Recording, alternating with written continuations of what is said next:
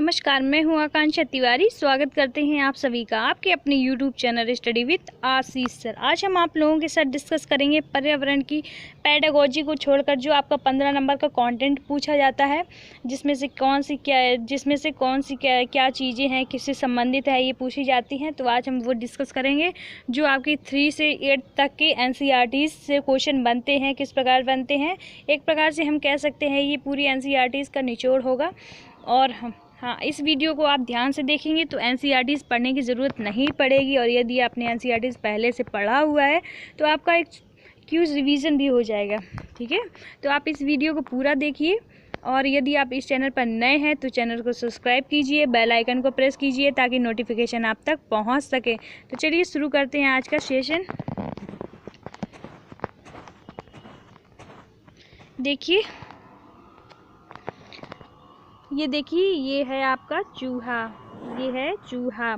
ठीक है, आपने पहले भी देखा होगा, आप सभी के घरों में होगा। जिसे अब हम इसमें से देखेंगे इसमें किस प्रकार से क्वेश्चन बनते हैं। ठीक है, वो समझेंगे कैसे आपके एग्जाम में ये क्वेश्चन पूछे जाते हैं। देख लेते हैं चूहे के बारे में क्या इन्फॉर्मेशन दी गई है। देखिए, चूहे में देखने की क्षमता कम परंतु सूंघने तथा स्वाद वाली क्षमताएं बहुत अधिक होती हैं। चूहे में देखने की क्षमता कम परंतु सूंघने तथा स्वाद वाली क्षमताएं बहुत तीव्र होती है। ठीक है, तो ये आपके एग्जाम में ये भी क्वेश्चन बन सकता है कि कौन सा जानवर है जिसमें देखने की क्षमता कम परंतु सूंघने की क्षमता अधिक होती है। तो आपका हो जाएगा चूहा। ठीक है, इस टाइप से आपसे क्वेश्चन बन सकता है। तो चलते हैं नेक्स्ट पे। देखिए सेकंड पॉइंट, देखिए लिंग हू फैन आप लोग भी हमारे साथ बोल दिए। लिंग हू फैन हांगकांग का एक पकवान है जो सांप के मांस से बनाया जाता है। देखिए, ये लिंग हू फैन ये आपका पकवान है। ठीक है, जो सांपों के मांस से बनाया जाता है। ये आपसे अगर इस टाइप से क्वेश्चन पूछे लिंग हू फैन कहाँ का पकवान है, तो आपको बताना पड़ेगा ये हांगकांग का पकवान है। अगर आपसे इस टाइप से क्वेश्चन पूछे कि ये किससे बनता है, तो ये आपका करेक्ट आंसर हो जाए सांप के मांस से बनता है। ठीक है, तो उम्मीद है आप अच्छे से देख रहे होंगे, समझ रहे होंगे। तो चलिए चलते हैं नेक्स्ट पॉइंट पर। नेक्स्ट पॉइंट ये रहा आपका।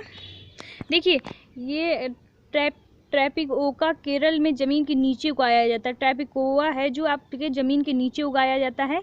तो देखिए, ये आपका ट्रैपिकोआ है, ये ज़मीन के नीचे, ये आपकी रूट्स दिखाई यानी जड़ें दिखाई पर ये ज़मीन के नीचे इस टाइप से उगाया जाता है। ठीक है, अगर आपसे पूछा है ट्रैपिकोआ कहाँ पाया जाता है, तो आपका करेक्ट आंसर हो जाएगा केरल में।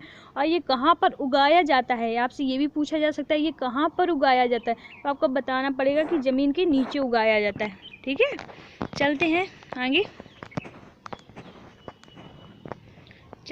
आगे। ये देखिए, ये आपका रहा पक्षी, ये आपका पक्षी मैना है, ये रहा पक्षी मैना।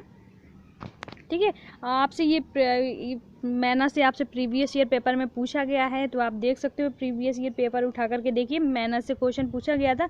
देख लेते हैं मैना के बारे में क्या इन्फॉर्मेशन है। ये मैना झटके से अपनी गर्दन पीछे तक घुमा सकती है। मैना झटके से पीछे तक गर्दन अपनी घुमा सकती है। ठीक है, यही है जो अपनी गर्दन पीछे तक घुमा सकती है। पक्षी अपनी गर्दन बहुत अधिक हिलाते हैं। पक्षी अपनी गर्दन बहुत अधिक घुमाते हैं, हिलाते हैं, क्योंकि पक्षी की पुतली घूम नहीं सकती। ठीक है, पक्षी की पुतली घूम नहीं सकती। देखिए, इनकी ये जो आइज़ होती हैं, आँखें ये साइड में होती हैं, इस टाइप की इनकी आकृति होती है। ये इनकी साइड में आँखें होती है, तो ये बहुत अधिक अपनी आँखें नहीं घुमा सकते, तो ये पूरा अपना सर हिलाते हैं। ठीक है, चलते हैं नेक्स्ट पॉइंट पर। नेक्स्ट पॉइंट देखिए, जो लोग देख नहीं सकते उन्हें पढ़ने का एक तरीका है। जो लोग देख नहीं सकते हैं उनमें पढ़ने का एक तरीका है जिसे ब्रेल कहते हैं। देखिए, ये आपका पॉइंट रहा, जो लोग देख नहीं सकते हैं उनमें एक पढ़ने का एक तरीका है जिसे ब्रेल कहते हैं। ठीक है, आप देखिए ब्रेल के बारे में समझते हैं। ब्रेल एक छोटे कागज़ पर एक नुकीले औजार से बिंदु बनाकर लिखा जाता है। इस प्रकार के बिंदुएं होती, ये इस प्रकार से 6 डॉट्स होते हैं। ठीक है, ब्रेल एक छोटे कागज़ पर एक नुकीले औजार से बिंदु बनाकर लिखा जाता है। ब्रेल कागज़ पर हाथ फेर कर पढ़ा जाता है। जिनको नहीं दिखाई पड़ता है तो ये इस टाइप से हाथ फेर करके ये पढ़ते हैं। ठीक है, आगे देख लेते हैं, ये इंपॉर्टेंट पॉइंट है आपका। नेक्स्ट, लुई ब्रेल, ये आपके हैं लुई ब्रेल, ठीक है, जो फ्रांस के रहने वाले। आपसे ये क्वेश्चन भी बहुत बार पूछा गया है कि लुइस ब्रेल कहाँ के निवासी हैं, तो आपका करेक्ट आंसर हो जाएगा फ्रांस के निवासी हैं, ठीक है। जो उसने ब्रेल लिपि की खोज की थी, उन्होंने ब्रेल लिपि की खोज की थी। ब्रेल में 6 बिंदुओं पर आधारित है। आपके जो ये 6 ये पॉइंट्स होते हैं इस टाइप के होते हैं, 6 पॉइंट होते हैं, ठीक है, इस टाइप से होते हैं। चलते हैं नेक्स्ट पर। नेक्स्ट आपका रहा ये आप देख सकते हो असम का। असम में जो मकान होते हैं इस टाइप के बनते हैं। देखिए असम में बहुत बारिश के चलते घर ज़मीन से 10 से 12 फुट ऊंचे होते हैं। देखिए आप भी जानते होंगे कि असम में बहुत अधिक बारिश होती है, बहुत अधिक बारिश होती है, तो इस टाइप से अगर घरों में पानी ना पहुंचे, इसलिए यहाँ पर 10 से 12 फुट ऊंचे मकान बनाए जाते हैं जिसमें घर के अंदर बारिश ना पहुंचे, ठीक है।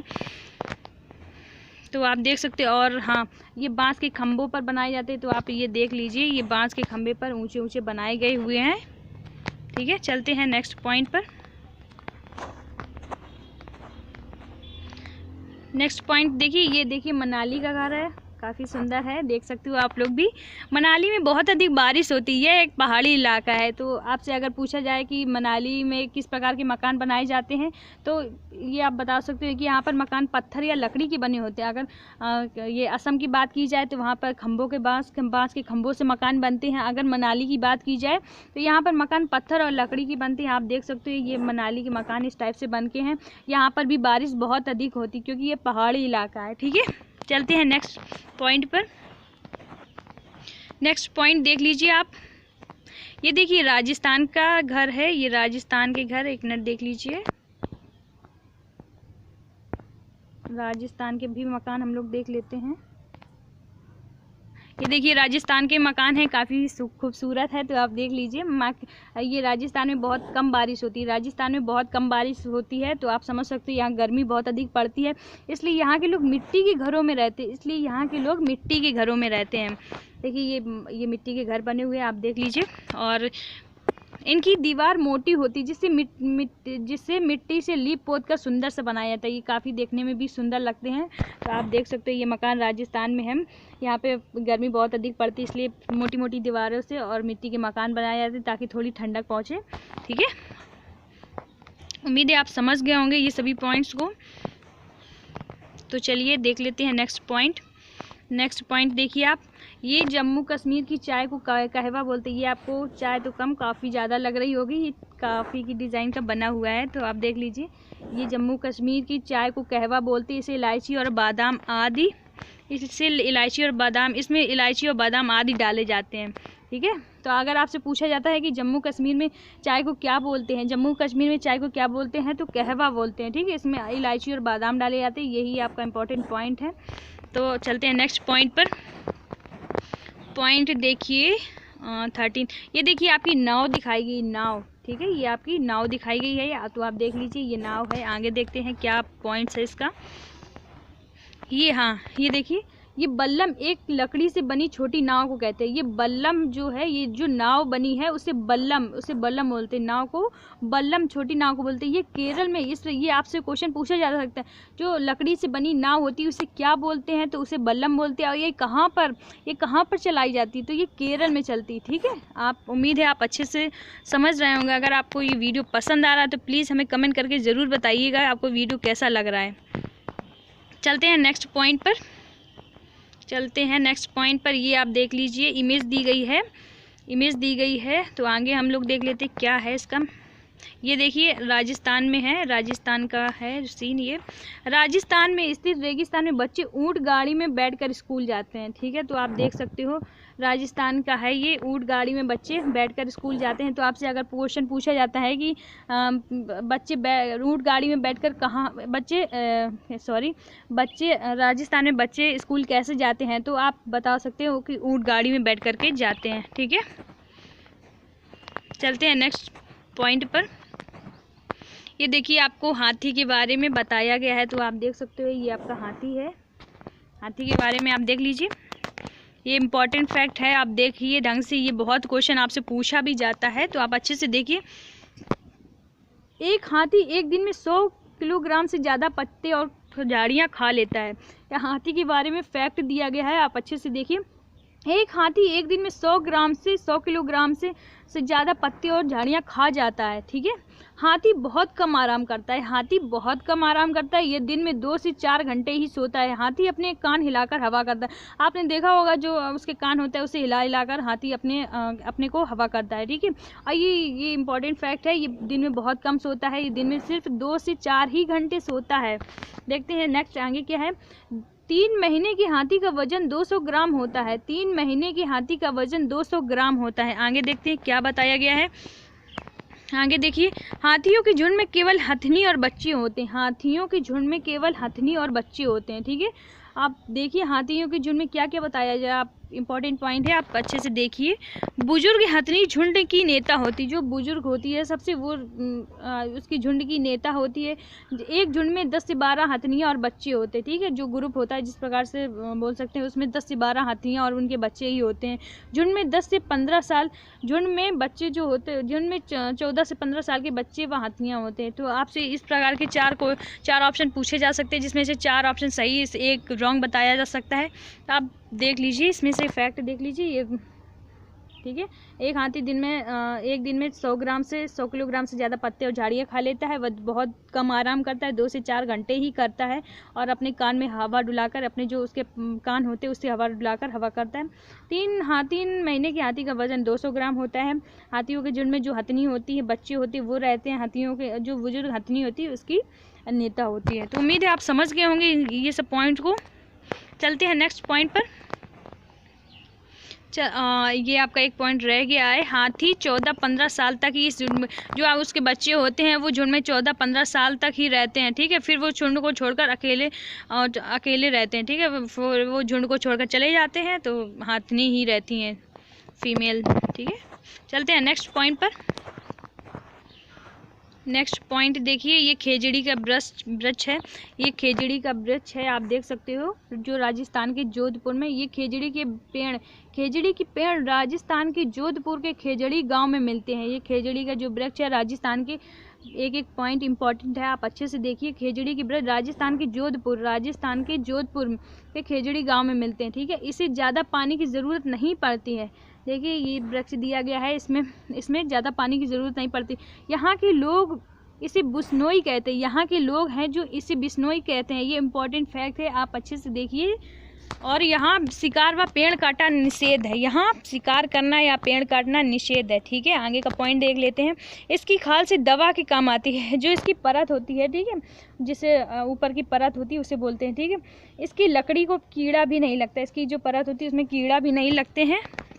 आगे देख लेते हैं। हाँ, और ये इंपॉर्टेंट फैक्ट दिया गया, खेजड़ी के पेड़ की फलियों की सब्जी बनाई जाती है। खेजड़ी के पेड़ की फलियों की इससे सब्जी भी बनाई जाती है। तो आप देख लीजिए इसमें से इंपॉर्टेंट फैक्ट, ठीक है। चलते हैं नेक्स्ट पॉइंट पर। नेक्स्ट पॉइंट आपका ये रहा,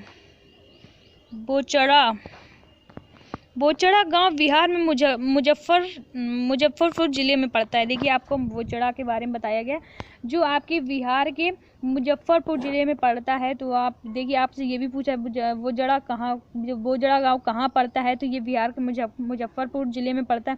इस इलाके में बहुत सारे लीची के पेड़ हैं। तो आप ये देख सकते हैं, ये लीची दी गई है। इस इलाके में लीची के बहुत सारे पेड़ हैं। अगर आपसे ये भी पूछा जा सकता है कि लीची बहुत ज़्यादा कहाँ पर मिलती है, तो आप बता सकते हो ये बिहार के मुजफ्फर ज़िले में पड़ता है बोचड़ा गांव, वहाँ पर लीची, ठीक है। लीची के फूल में मधुमक्खियों को लुभाते। लीची के ये आप देख सकते हैं, ये लीची के फूल दिए गए हैं। ये लीची के फूल हैं, ये मधुमक्खियों को लुभाते हैं। लीची के जो फूल हैं ये मधुमक्खियों को लुभाते हैं तथा फरवरी में खिलते हैं। आपसे ये भी पॉइंट्स पूछा जा सकता है कि ये जो लीची के फूल जो मधुमक्खियों को लुभाते हैं वो कब खिलते हैं। तो आपको ये फैक्ट दिया गया है, ये फरवरी में खिलते हैं, ठीक है। देख लेते हैं नेक्स्ट पॉइंट। अक्टूबर से दिसंबर तक के समय तक मधुमक्खियों अंडे देने का होता है। जो मधुमक्खियाँ अंडे देती हैं उनका समय होता है अक्टूबर से दिसंबर तक के समय का, ठीक है। अतः इस समय मधुमक्खियों के पालन के लिए उचित है, ठीक है। तो चलते हैं नेक्स्ट पॉइंट पर। नेक्स्ट पॉइंट ये रहा आपका मधुमक्खी को लेकर के। ये देखिए मधुमक्खी का छत्ता है, आपके आसपास भी होगा, आपने देखा होगा। और आपने ये भी देखा होगा, जो छोटे बच्चे होते कभी कभी इसमें कंकड़ पत्थर मार देते ताकि मधुमक्खी उनको काट भी लेती हैं। तो आपने ये सब देखा होगा। देख लेते हैं मधुमक्खी के बारे में क्या बताया गया। मधुमक्खी एक समूह में कार्य करती हैं। हाँ बिल्कुल करती है मधुमक्खी। आपने देखा होगा जब छत्ता लगता है तो बहुत सारी मधुमक्खी एक ही में कार्य करती है, वहाँ पर सब ये रस बनाया करती हैं, जिसे शहद बोलते हैं। हर छत्ते में एक रानी होती, हर छत्ते में एक मधुमक्खी में रानी होती जो अंडे देती है, ठीक है। हर छत्ते में एक रानी जो अंडे देती। छत्ते में कुछ छत्ते में जो कुछ नर मधुमक्खी भी होती हैं, ये दिन भर काम करती हैं। शहद के लिए फूलों का रस ढूंढती है। देखिए शहद के लिए फूलों का रस ढूंढती है। जब किसी मक्खी का रस मिल जाता है, जब किसी मक्खी का रस मिल जाता है तो वह एक प्रकार का नाश करती है। ये बहुत इंपॉर्टेंट फैक्ट है। मधुमक्खियाँ देखिए, मधुमक्खियाँ अपनी जो आसपास की जो उनकी ग्रुप होती है उनको संदेश कैसे पहुंचाती है, यानी उन्हें बुलाना होता है तो वो किस प्रकार से बुलाती हैं, तो वो नाच कर बुलाती। जब वो नाच करके बुलाती तो ये सभी जो ग्रुप की मधुमक्खियाँ होती वो इकट्ठा हो जाती, ठीक है। ये इंपॉर्टेंट फैक्ट है आपका। उससे दूसरी मधुमक्खियों को पता चल जाता है कि रस कहाँ है। वे रस से शहद बनाती हैं, ठीक है। जो जब आ जाती हैं तो अपना रस बनाती है। और छत्ता बनाना, बच्चों को पालना, ये ना हो तो छत्ता बने ना ही शहद, ठीक है। अगर ये सब नहीं होगा तो ना ही छत्ता बनेगा और ना ही शहद बनेगा। तो उम्मीद है आप समझ गए होंगे। चलते हैं नेक्स्ट पॉइंट पर। देखिए और क्या कहा गया है मधुमक्खी के बारे में। शहद के बिना छत्ते की सारी मधुमक्खियाँ भूखी रही। जब वो शहद नहीं बनाती हैं तो खाने के लिए कुछ नहीं रहता, उसी से उनका पालन पोषण होता है। तो आप समझ सकते हो। नेक्स्ट पॉइंट देखिए, नर मक्खी छत्ते के लिए कुछ खास काम नहीं। जो नर मक्खी होती है वो छत्ते के लिए कुछ खास काम नहीं करती हैं। रानी मधुमक्खी और जो वो होती हैं उन्हीं का काम रहता है, ठीक है। और उम्मीद है आपको ये वीडियो पसंद आया होगा। अगर आपको ये वीडियो पसंद आया है तो प्लीज़ लाइक कीजिए, कमेंट कीजिए और शेयर कीजिए और हमें फीडबैक ज़रूर दीजिए कैसा लगा आपको ये video. Thank you, thanks for watching.